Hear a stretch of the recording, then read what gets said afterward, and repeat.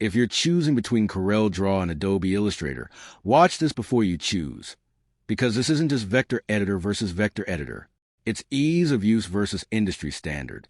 CorelDRAW is known for its intuitive interface, fast workflow, and strong tools for print design, signage, and illustration. That makes it a popular choice for small businesses and designers who value speed. But here's the catch. It isn't as widely used across the creative industry as Illustrator. Adobe Illustrator takes a different approach. It's the industry standard for logo design, branding, illustrations, and professional vector artwork, with deep integration across Adobe Creative Cloud. That makes it the preferred choice for many agencies and professional designers. The downside is that it requires an ongoing subscription and has a steeper learning curve. So which one should you choose?